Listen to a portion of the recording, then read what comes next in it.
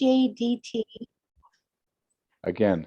Welcome to the CJDT Come dialogue here. with the Sisters of Sion in Jerusalem. We come from all over the world, and I'm so excited to be here with you virtually. And we're still in the cocktail hour, so have your gin and tonic. And You didn't mention that. there's gonna be a knock at your door, and we arrive. Oh, look at this! Imagine. In the hand of a whirling dervish. Yeah, right. Would be He, so he was afraid about the dancing.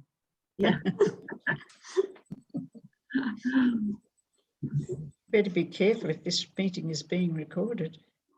Yes.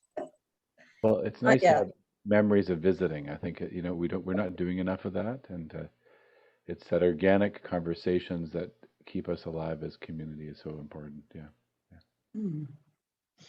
I've started to dream a little dream that I might be able to come and visit you in at Eche Homo.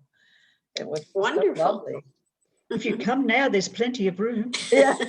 I don't think we can leave Canada. No. But the border is closed, and we would have to, I don't know whether Israel would let us in, because we have a Probably closed not. border, and we're not like the other countries in Europe who have approval. I don't even think we can get into the United States No. Mm. without, so. Welcome, Sharon. We can't see you yet, but welcome. Oh, hi. I thought I was, And welcome, Phil. there you Thank go. you. Phil is coming to us from the middle of some of the gardens that we'll see later on. Oh, Ah, good. lovely. Yeah, that's right. This little sign that says this meeting is being recorded, do I click continue to put it off, or I just leave it? Just continue. Continue. Yeah. Because then I don't get anything after that. Now, we've sorted this out already, but for those of you who weren't part of the planning committee, if you have an objection to being recorded as this meeting goes forward, you can always turn off your video on Zoom. And so, but we would like to see you. So I hope that you. If it'll sell extra copies, we'll leave our faces on. My internet is sometimes unstable. And if it goes Like unstable, us. I'll turn the video off. Yeah, just so you'll know, I'll still be here, but I may turn the video off if my internet goes. Welcome from Jerusalem, Phil. Hi, Thank you. Phil. Hello, from across Hi, the way. Phil. From Haven't across the seen you in a valley. long time. No. Oh, Eileen Schuler, welcome. Hello. Hello. John Palaskov. Polakowski's joining us from Chicago. John Polakowski, welcome. We can't see you yet. Okay. You hear me? Yes, I can. Yes. Okay, Hear you all the way from Chicago. yes, not that far. Ken, good to see you. I can. You're muted, so we Hello. won't hear your answer. Okay. Good good. afternoon. Oh, there's John. Hello, welcome. Thank you. And Lise Lalonde, a good friend of mine from London, from the French community in London. Good. Wow. Bienvenue.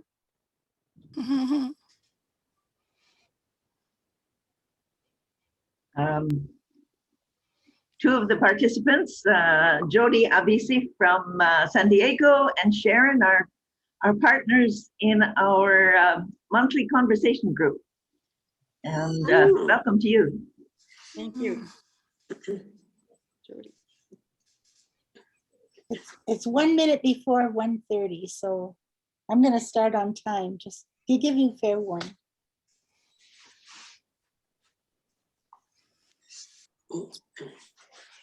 It's 11:30.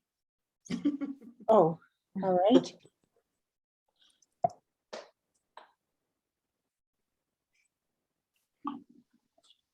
Sharon Willen. Hi, Sharon. Haven't seen you for a long time. Oh, hi, how are you? Good, good.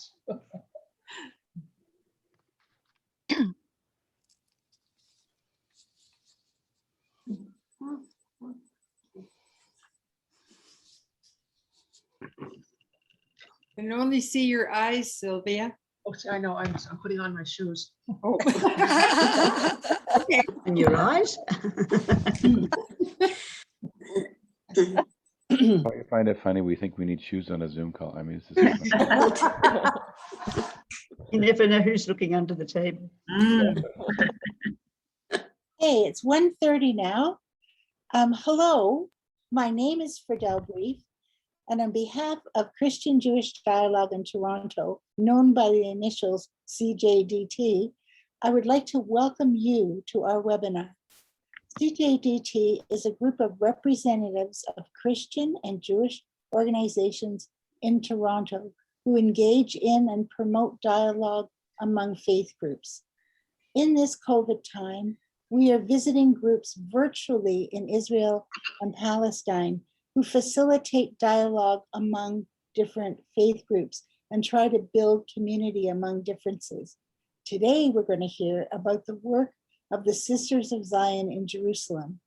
Please write any questions in the chat function, and we will address them later when the presentation from a Sisters of Zion is complete. Now, our CGD chair, who's also a Sister of Zion, Lucy Thorson, will introduce our speakers. Sister Lucy.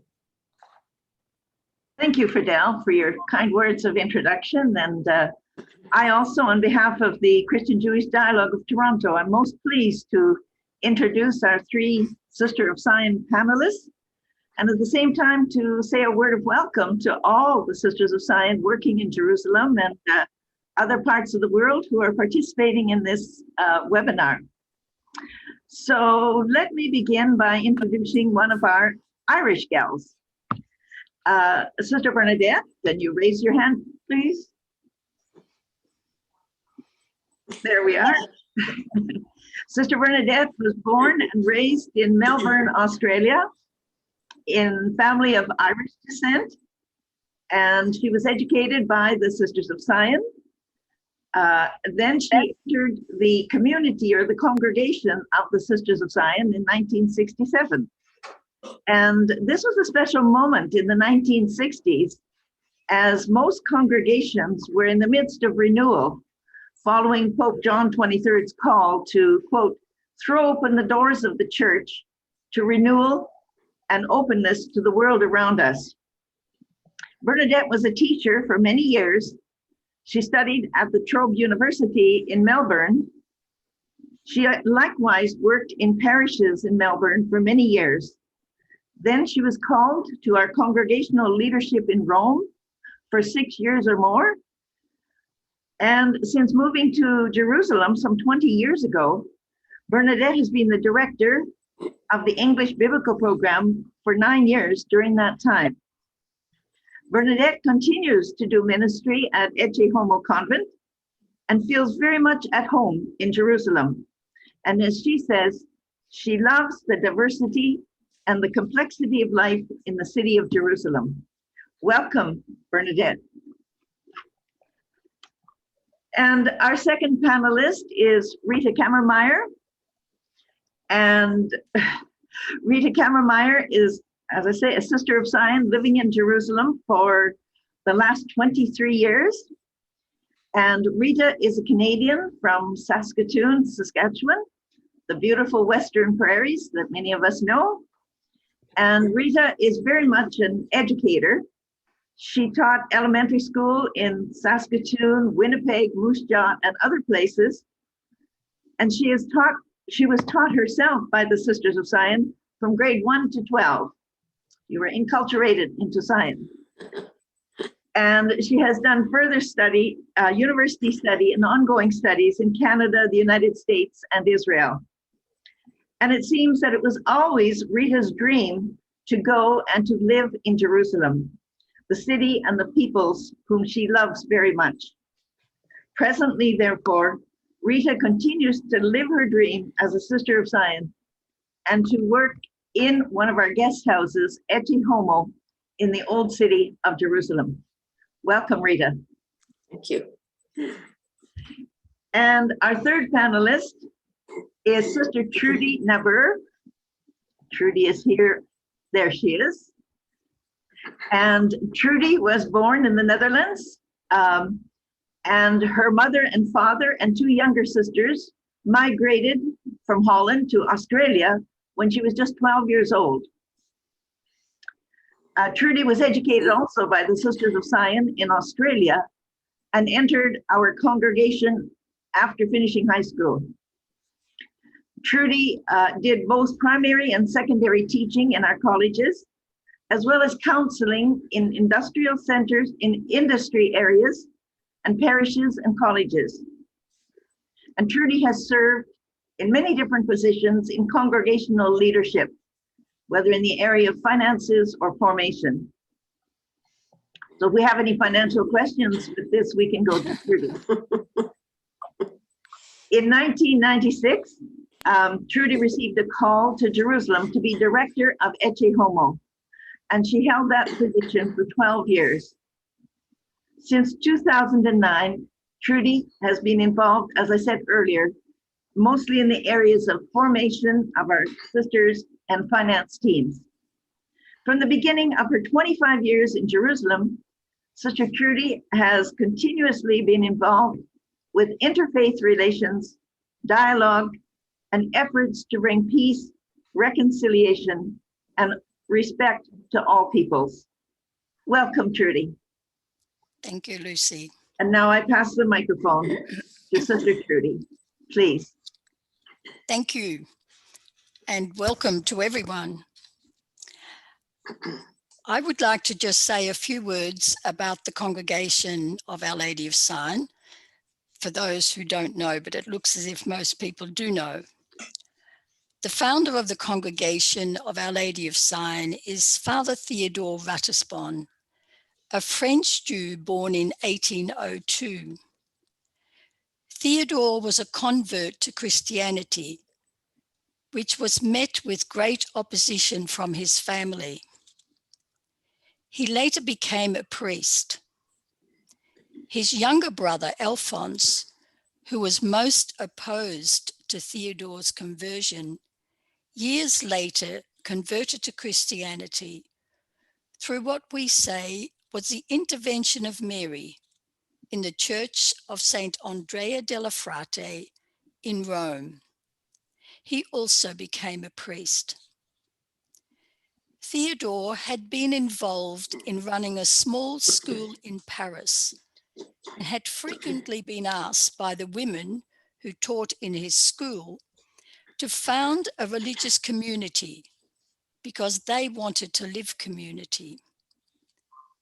Theodore had resisted many times, but after the conversion of his brother Alphonse in 1842, he saw this to be a sign from God.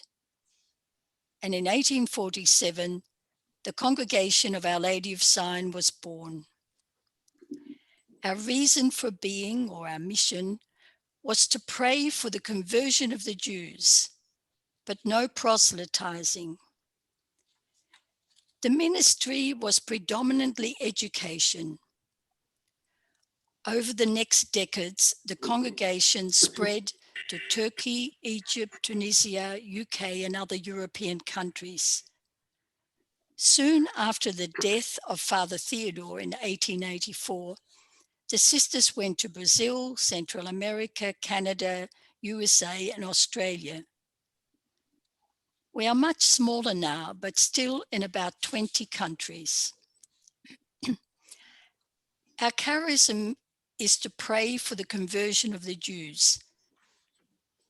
But this changed drastically after the Catholic Church's Vatican Ecumenical Council in 1963 to 1965. Bernadette will enlarge on this change from the 1940s to now. Rita will give a history of the presence of Our Lady of Sion in the Holy Land, and I will say a little about our interfaith experiences and activities in Jerusalem over the last 25 years. Thank you, Bernadette. Thanks, Trudy. Good afternoon, most people. My hope is that this sharing that I offer will assist you in getting to know our congregation, Notre-Dame de Sion. And in particular, you will appreciate the journey taken by Sion and their evolving understanding of the reason of being in the Catholic Church and the sisters' commitment to Jewish-Christian relationships and dialogue worldwide. Allow me to identify 3 causes of this awakening: reflection on the plight of European Jewry in World War II, the attentive listening to prophetic voices in the post-war era, and the strong and courageous decision-making by Pope John the 23rd, Jules Isaac and Abraham Heschel, and the leadership of the congregation of Notre-Dame de Sion. So let us look at the plight of European Jewry. It was the atrocities of the Shoah Holocaust, where the catalyst for the radical change of mentality in the way the congregation interpreted its vocation, and the realization that the Shoah could not have taken place without the negative teaching that the church had fostered towards the Jewish people over the centuries. The prophetic voices. In the years between World War II and the Second Vatican Council, 2 moments in the church shed light on Sion's vocation. The biblical movement. This led to a better understanding of the people of the Bible and of God's action in history, an understanding which increasingly affected catechists and the educational ministry of the sisters. The other movement was the ecumenical movement, taught people to admire and respect the action of God among non-Catholic believers. The sisters themselves began to realize how little most of them knew about the people for whom they prayed. Knowledge of Judaism and reflection on the mystery of Israel slowly began to develop in the congregation. At the same time, reflection on the Shoah and its causes brought a growing awareness of the anti-Semitism latent in the vast majority of Christians. The strong and courageous decision-making of voices, and I mention Jules Isaac, Abraham Heschel, Pope John the 23rd, and the leadership of the congregation of Notre-Dame de Sion. Jules Isaac, who was a well-known and highly respected Jewish historian in France, with an impressive career in the world of education. Internationally, Isaac was most well known for his tireless work after the war in the field of Jewish-Christian relations. Abraham Joshua Heschel was a Polish-born American rabbi, one of the leading Jewish theologians and Jewish philosophers in the 20th century. He drafted a paper on the relationship between Christianity and the Jews, which was submitted to the Vatican by the American Jewish Committee, titled On Improving Catholic-Jewish Relations. This work, instead of dwelling on the past, presented the basis for a way forward. Both Heschel and American Jewish Committee remained closely aligned in the development of groundbreaking statement Nostre Aetate, which transformed the relationship between the church and the Jews. Pope John 23rd was elected in October 1958. 2 months later, he announced his plan to convene an ecumenical council. In June 1960, at the age of 83, Jules Isaac had a private audience with Pope John XXIII, who himself was 79 years of age. During his visit, Isaac shared his research into the history of the Christian teaching of contempt for Jews and Judaism. This paper surveys and evaluates the contribution of Jules Isaac to the reorientation of relations between Christians and Jews. However, before leaving this meeting, Isaac asked the Pope for an assurance that the opportunity afforded him by the Council to raise his voice on this question of the teaching of contempt. And later in his diary, Isaac described the warm reception he received from the Pope. At the end of the audience, Isaac asked the Pope whether he could carry away a bit of hope. The Pope replied, "You have the right to more than hope." Then smiling, the Pope added, "I'm the chief, but I must also consult the officers and study the questions raised. It isn't an absolute monarchy here." Nevertheless, Isaac was inspired to continue his research by a small note his wife had written to him after his arrest. After her arrest. She writes, "My beloved, we leave tomorrow. It's very hard, and the greatest suffering is having no knowledge of you since the day of separation. My dearest, take care for our sakes. Be steadfast and finish your work for which the world is waiting."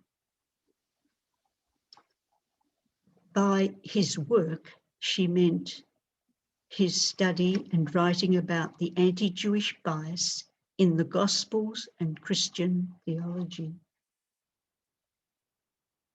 These final words from his wife gave his mission a sacred character.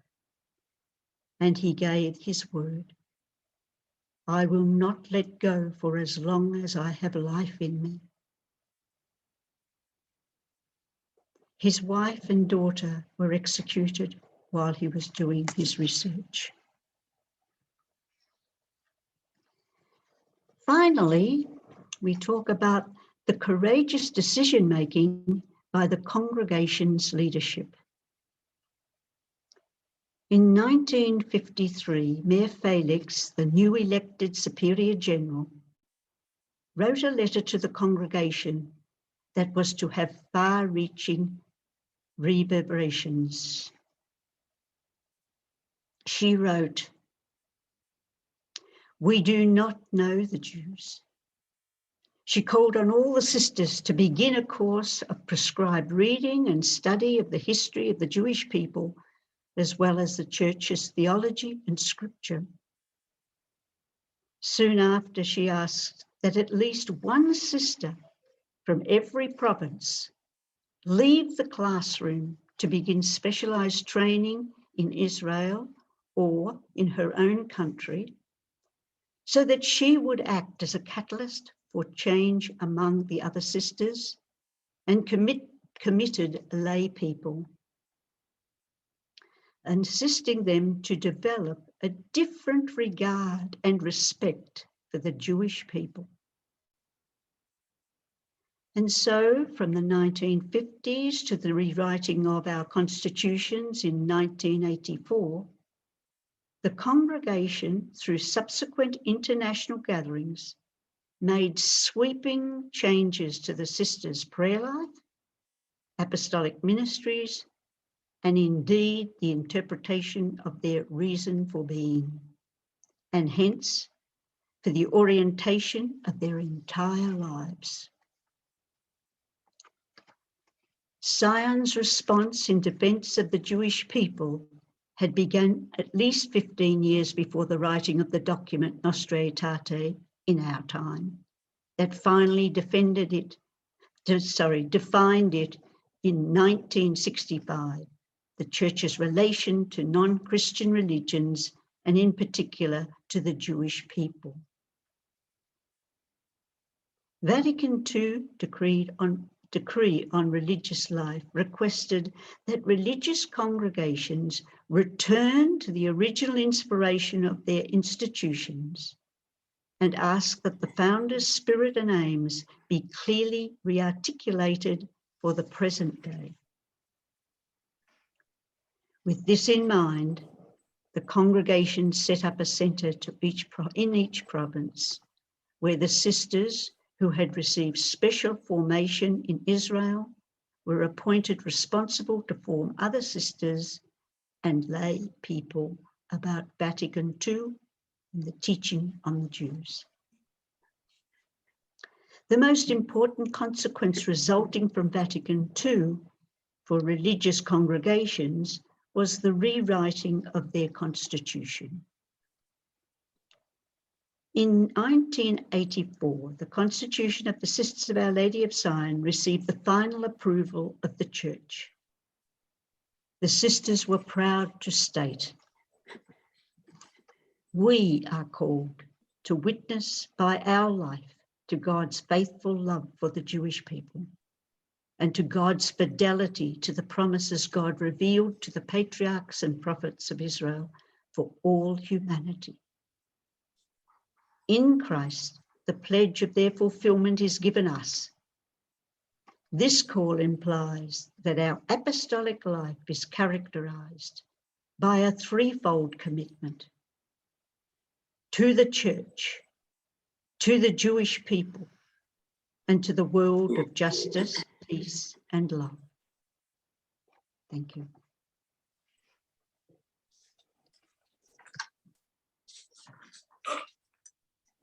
Welcome, everyone. I will now give you a bit of history of our two institutions here in Jerusalem. Alphonse Ratisbonne, the brother of our founder, following his ordination as a priest, wished to be called Father Mary because of the apparition of Mary. Both he and Theodore wanted the sisters to be in Jerusalem, since they considered it the heart of the congregation. In 1855, Father Mary arrived in Jerusalem, fulfilling a lifelong dream.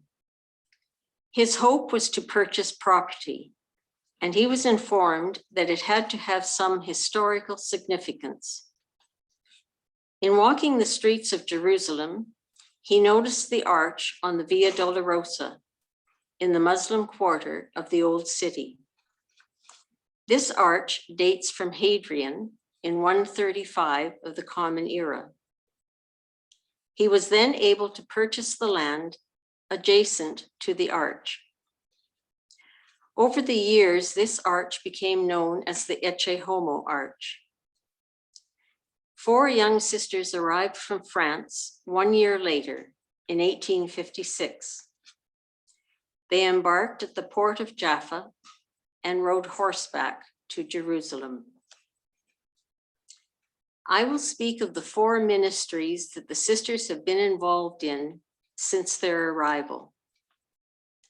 They are education, a pilgrim house, an archaeological and holy site, and interfaith dialogue.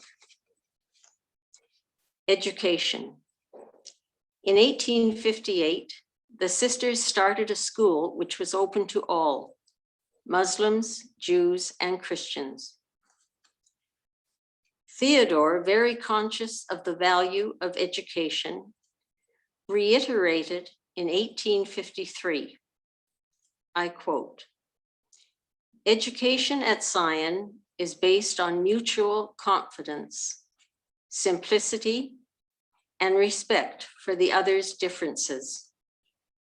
A key aim must be to educate for personal and collective responsibility. The school had an excellent reputation for the girls in the local area and for many wealthy and royal families from Arab countries who sent their daughters here.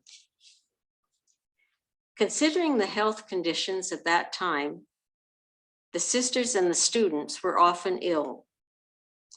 Father Mary purchased land in Ein Karim, an Arab village, as a place for them to recover.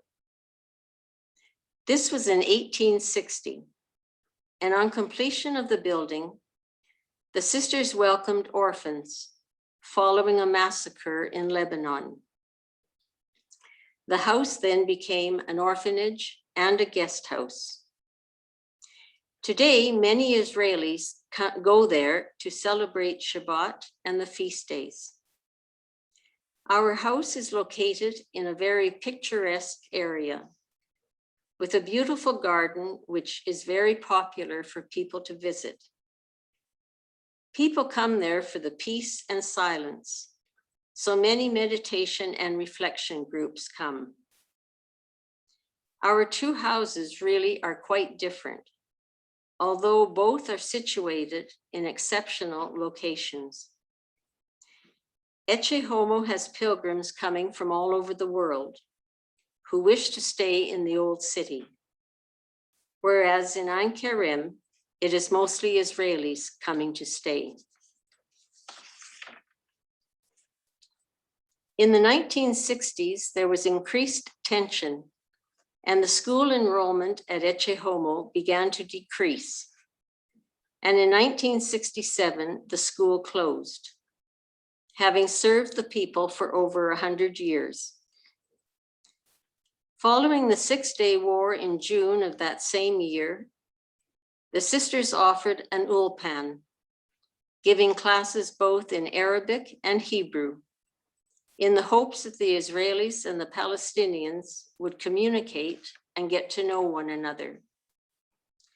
This was a very successful program and continued for 10 years until it was taken over by the university. This is when the sisters designed the Biblical Formation Program, which is a program of study drawing from Jewish sources and traditions centered on the Word of God. Participants from all over the world come and pray with the biblical text in the land, which is so central to its composition. We have both Jewish and Christian biblical scholars and tour guides. The program offers visits to the biblical sites and reflection on relative church documents, especially that of Nostra Aetate. This program began in 1981, first in French, then in English, and most recently in Spanish. During their month-long stay, participants have the opportunity to study the Bible, the land, and its peoples. In the month of June, a course is offered which focuses on the gospel to be read the following year. This is the treasure, studying scripture in the land and meeting and engaging with the people. We feel that it is very important to reach out to teachers and preachers, for they are the educators who can help to change people's mindset and give an opportunity to have an impact on others. The Pilgrim House. Pilgrimages to the Holy Land were always very popular. And besides a school, the sisters opened their house, welcoming people from all over the world. There are many reasons for pilgrims coming to the Holy Land. Often it is to deepen one's faith, to make amends for one's choices in life, to search out meaning in their lives, or to find out what God is asking of them. It also gives the opportunity to see and to learn about the land, its peoples, and cultures. Whatever the reason, often it is a transforming experience. When people come to stay at the Pilgrim House, they are surprised at the size, for we can accommodate 100 people. All our staff are Palestinian, both Muslim and Christian. Visitors are truly amazed at the spectacular view from our terraces. In conversations over meals, we can present a more balanced view of the situation from what they pick up from guides or in the street. Being in a pilgrim house rather than a hotel, there is a friendly and family atmosphere established among the guests. They meet people at mealtimes, have conversations on the terrace, and often join others on day trips. The archaeological and holy site. It was years later that the sisters discovered the treasure they had in the lower level of the building. It is the pavement from the Antonia fortress, which was moved here at the time of Hadrian, when he was transforming the city into a Roman city, Aelia Capitolina. These large flat stones became the pavement of an open market called lithostratos in Greek. There is also a cistern which was built by King Herod before the time of Christ, and a Roman road. Before the pandemic, we could have over 1,000 people coming to visit in a single day. Ecce Homo is one of the 10 official recognized Christian sites in Israel. Many pilgrims and tourists, mostly Christian, come to visit and pray at the holy site. The name Ecce Homo is Latin for the words said by Pilate when he brought Jesus before the crowd. Ecce Homo, behold the man. From John's Gospel, chapter 19, verse 5. It was thought that if the trial of Jesus took place at the Antonia fortress, then quite possibly Jesus would have walked on these stones. Tradition has kept alive the belief that in this area, the Passion of Jesus took place. Whether these stones are the actual place where Jesus' trial occurred is not the most important. Rather, I think it is the faith of the people coming and remembering the life of Jesus. Now, Murray, if we could have slide 1.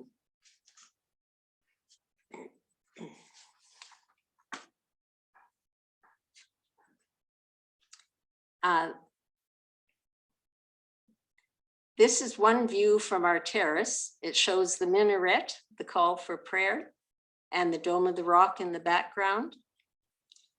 And in this picture, it's one of the views of the old city. This is from our terrace, and this is the dome of our basilica.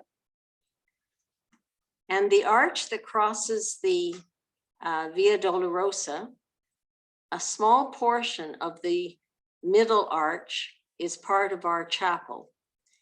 And when they were building the house, they discovered this lower arch. It was a triple arch that Hadrian had built. And this is one of the stones that has the Game of the Kings on it. And this was a game played by the Roman soldiers at the Antonia fortress. And now the second slide, Murray. This is at our other house on Karim. This is a view of the convent. This is the chapel. It's a gorgeous garden, and you can walk for hours, really. This is another view from many of the guest rooms have a view like this. And I had to choose one flower. I couldn't put them all there. Thank you, Murray.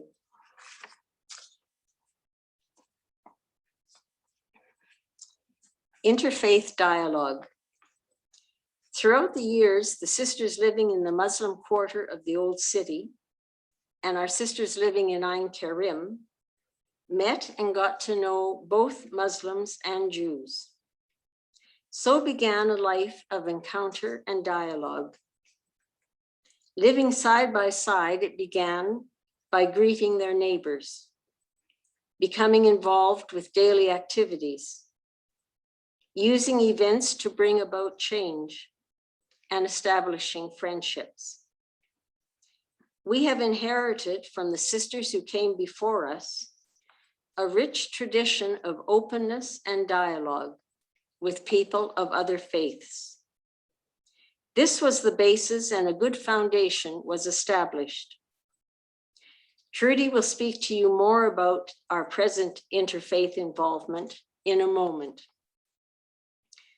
I would like to inform you that there are 7 of our sisters and a father of Sion who hid many Jews during the time of the Shoah, and they are recognized by Yad Vashem, the memorial for the victims of the Shoah, as righteous among the nations.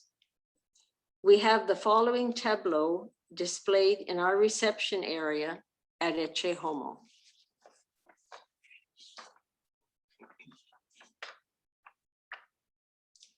I don't know if the print is too small to read, but it's, I don't think it can become larger, but you have a general idea.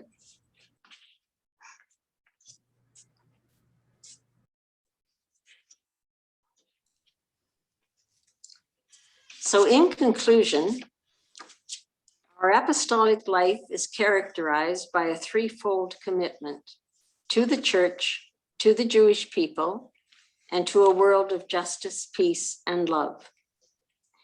In whatever task we are engaged in, we are called to integrate in some way these 3 dimensions of our apostolic commitment. Therefore, our vocation gives us a particular responsibility to promote understanding and justice for the Jewish community, to remind the church of her Jewish roots, and to live with a deep respect for all faith traditions and cultures. This is at the heart of all our ministry. Thank you. Thank you, Rita. I will continue speaking a little more about our involvement in interfaith Jewish, Christian, Muslim dialogue here in the Holy Land. And no doubt from what has been shared so far, a small window has been opened, exposing the life and energy of our passion and ministry as Sisters of Sion, wherever we are engaged. And as already has been said, with that underlying call to promote understanding and justice for all religious and marginalized groups, especially of latter years, Islam and the anti-Islam and Islamic phobia phenomenon. Our life needs to be characterized by reconciliation, to be builders of bridges, bringing peoples together, no matter what color, race, or creed. And constantly we try to have this before us, to remember that diversity enables and offers a greater perspective. Our involvement in interfaith dialogue and peace groups assists us and the other in creating greater awareness for ourselves and for our neighbor through encounters, and often lasting friendships develop. Here in Jerusalem, over the last 50 years, the sisters have been involved in many organized interfaith groups. Our Lucy Thorson, who introduced us, could certainly give a very extensive presentation sharing with us about her involvement in interfaith and interreligious groups during her 17 years of ministry here in Jerusalem from 1973 to 1990. Excuse me. In 1991, on the eve of the Gulf War, the ICCI, or Interreligious Coordinating Council of Israel, was established. Sister Kay MacDonald, a Canadian sister of Sion, then living in Jerusalem, was a co-founder with Rabbi Ron Cronies. Some members of our present Eche Homo community were involved in the ICCI from 1996, the time of our arrival, until it was taken over by Rabbis for Human Rights in 2016. Sisters of Sion have served on the executive all those years. The ICCI provided constant opportunities to be involved at lectures, seminars, giving talks to groups, participating in activities like the Peace Prayer, Kristallnacht memorial services, synagogue services, attending iftar meals, etc.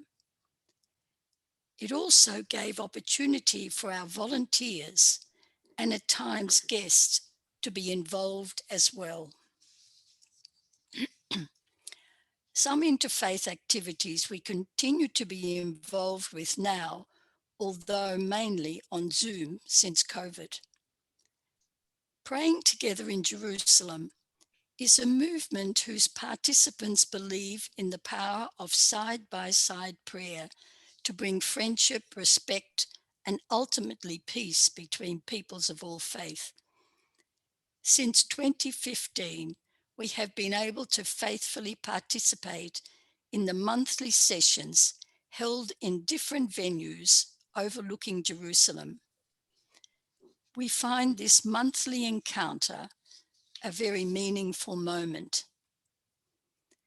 The Elijah Interfaith Institute, whose mission recognizes the power of sharing wisdom to foster peace and to bring about unity and diversity, conducts many conferences among religious leaders. Elijah holds an annual summer school, part of which has been held at Eche Homo for many years.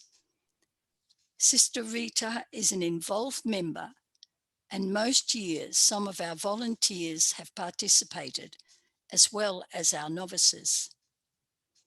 During COVID time, Praying Together in Jerusalem and Elijah Institute have combined to have a monthly Zoom prayer together, and as well have speakers from different religions presenting on a theme.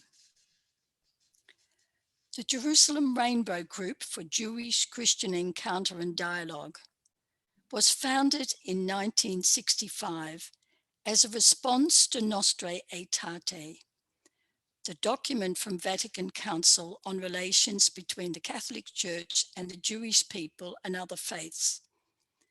Religious leaders and academics still meet monthly in Jerusalem to discuss theology and issues of mutual concern between Jews and Christians.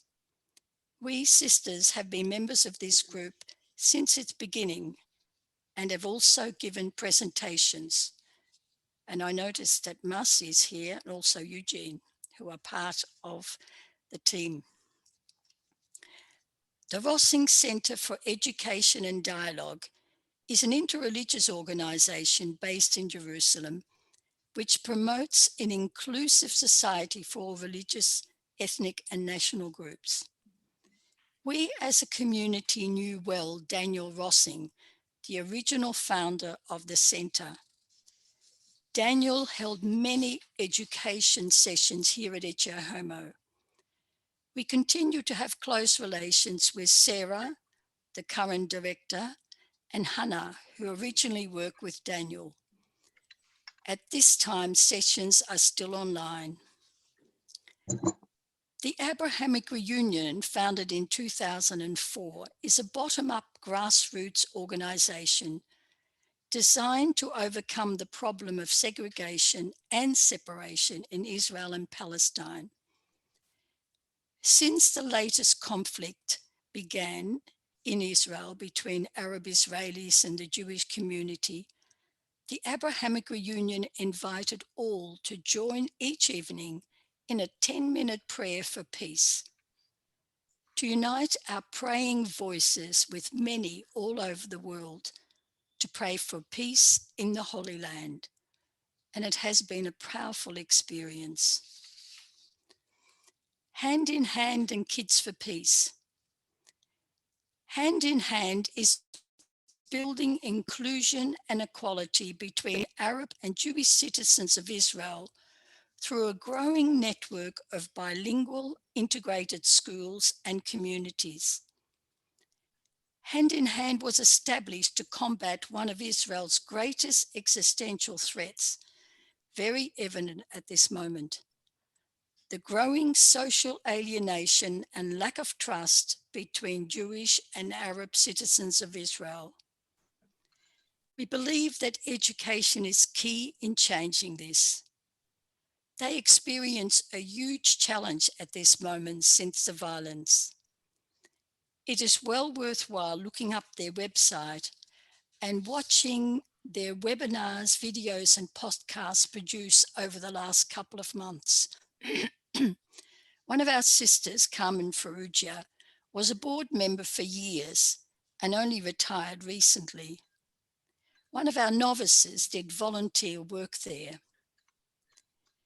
Kids for Peace have a similar aim.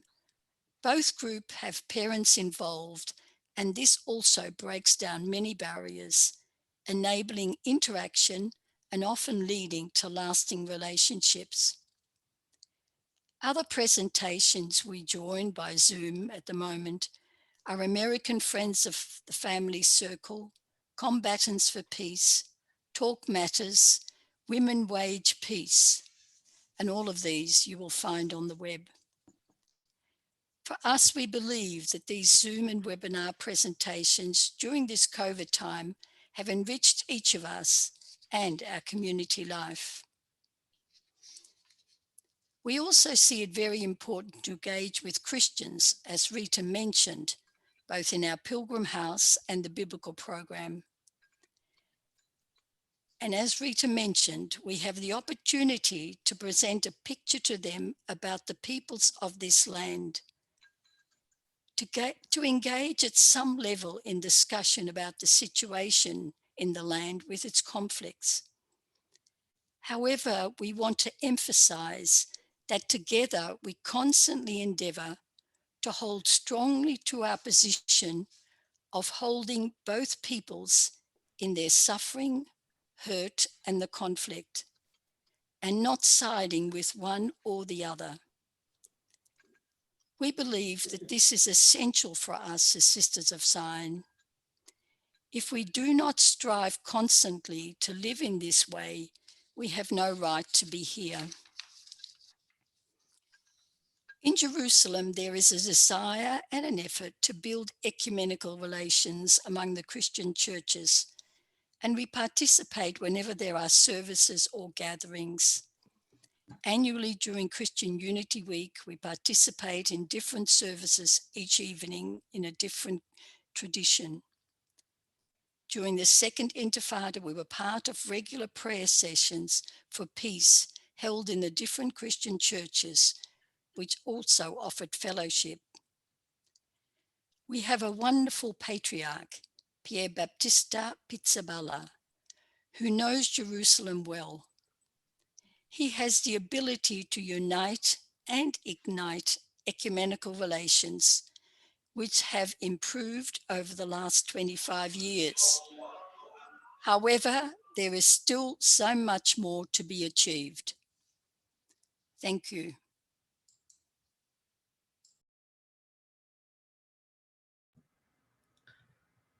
Rita and Trudy and Bernadette. Thank you. I've had the privilege over many, many years to share life and to spend time learning and teaching and living with you at Ecce Homo. I count you among my dear friends. And on behalf of all of us this afternoon who are gathered literally from all around the world, thank you for taking the time this afternoon to share with us about the very unique experience that you have as part of the community at Ecce Homo and as the founding community of Ecce Homo. I think it's very meaningful that the two houses that are at the center of your presence in Jerusalem and the Jerusalem region, Ecce Homo and Ein Kerem, have both been marked since their foundations by intentional hospitality. And not just a hospitality of receiving guests, but a vocation of hospitality, which is to welcome with the heart. And that's very much at the heart of the vocation of the Sisters of Sion, welcoming others in their difference, in their diversity, in their uniqueness, and their beauty. And you have been a very important part of being a Christian presence in that land, in the heart of a majority Muslim neighborhood, in the center of a majority Jewish country, which speaks of openness to others, that says that to be religious does not necessarily have to mean being exclusive, that it can be inclusive, and that you can reach out to others with love and compassion, and that your faith can inspire you to be bridge builders. And each one of you certainly are, and so many others who are part of the Jerusalem community as well. You have that amazing gift of reminding Christians of the Jewish roots of Christianity and of Jesus. But more importantly, you are living witnesses through your own presence there of faithfulness, of support, of reaching out to others with generous hearts, with loving hearts, as you say, trying to hold together the pain and the joys of both the majority peoples of that land. And you are trying to show love in action at a time when our world so badly needs that. I know we all know that in recent weeks, in your neighborhood and in many parts of Israel and Palestine, there's been tremendous suffering, tremendous pain, tremendous violence, and yet you have remained there as a presence of love and trying to offer that open-heartedness that characterizes your own lives and your congregation. So on behalf of all of us who've gathered here this afternoon, thank you for sharing so generously, for the time that you've put into preparing this, and for presenting such a global picture of the sisters, of the journey that they have been on to come to this point, and please God, a long journey that still lies ahead. So on behalf of all of us, thank you, thank you, thank you. And then back to Sister Lucy in case we have any feedback or questions.